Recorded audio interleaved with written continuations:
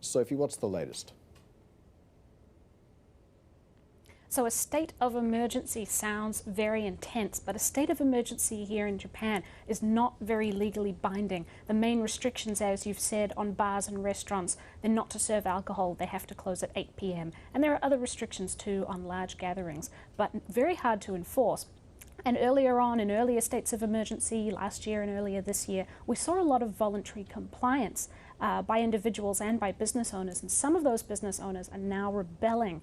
Official statistics here in Tokyo, a survey says that about 4% of businesses surveyed were openly breaking the rules. It's likely to be much higher than that in reality.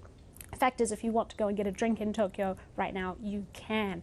And this state of emergency is set to last until the end of the month. Really, the eye has been on hospital capacity and trying to increase that.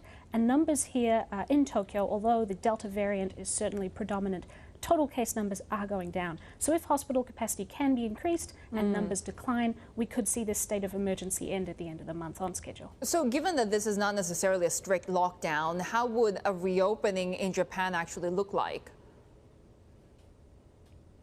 Well, Prime Minister Suga, announcing the extension of the state of emergency last night, also hinted at Japan using vaccination certificates and test results in the future to try to alleviate some of these restrictions. And that would be music to the ears of business owners. It remains to be seen exactly how they'll do that.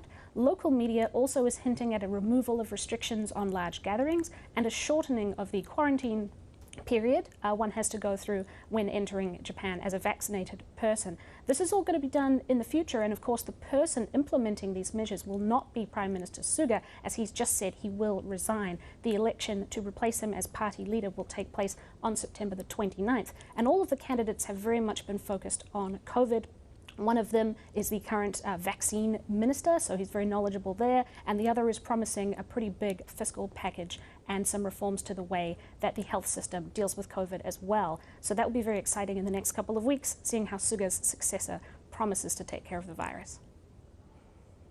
What's the mood on the street like, Sophie? How are people in Tokyo feeling about the virus situation? There is certainly a feeling of exasperation among individuals, like you see with business owners. People are now starting to go out and about here in Tokyo. In the capital, we've had several states of emergency now, and compliance with them has ebbed as each one has been extended and extended. People here are looking forward to see what the change of leader may bring about. They're also very much still focused on vaccination. Vaccination hesitancy here certainly is a fear, but it hasn't really raised its head yet in the statistics.